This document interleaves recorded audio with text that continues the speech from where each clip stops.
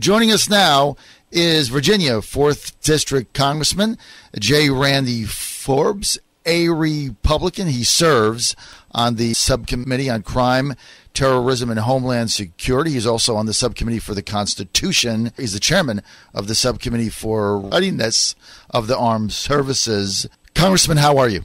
I'm doing great, John. How are you this morning? Okay, it's always a pleasure to have you on. First thing, though, that we want to talk about is your opposition to the Federal Highway Administration and the tolls that you're trying to implement on Interstate 95. Can you kind of sum that up for us? Well, John, first of all, we compliment Governor McDonnell in the fiscal situation of the Commonwealth, but we disagree with the use of tolls the way that they're currently proposed to be utilized on 95, because these tolls are going to be placed in an area where it has some of the most economically challenging communities in our state. And they're big tolls. It's about $4 for the toll. It's not a 25-cent toll. These people are going to have to pay enormous amounts of money when they go to the grocery store, when they go to get their health care, et cetera. But the worst part of it is that these tolls are not for a specific project, but some of this is going to be used over 100 miles away from the site where they're paying these tolls.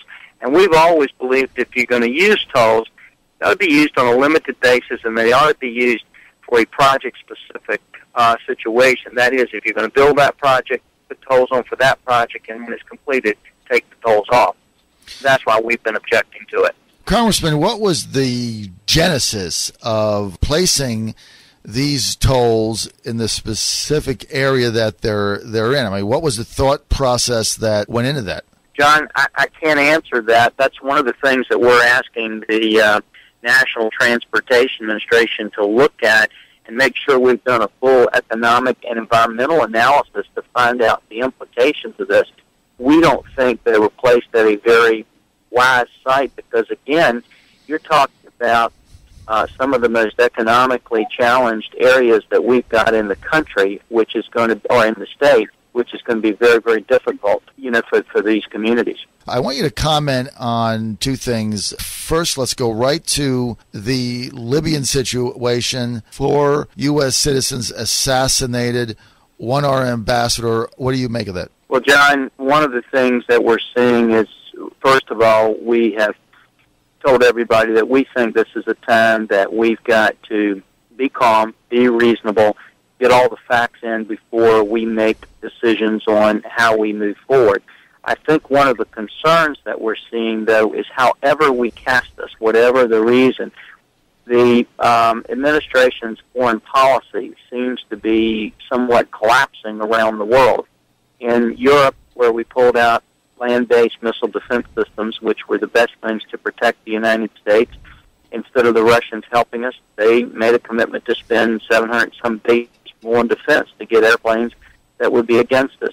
In the Pacific, the administration had this huge pivot to the Pacific, which everybody applauded, but now we find out with all the cuts that they're doing, they may not have the capabilities to make that shift.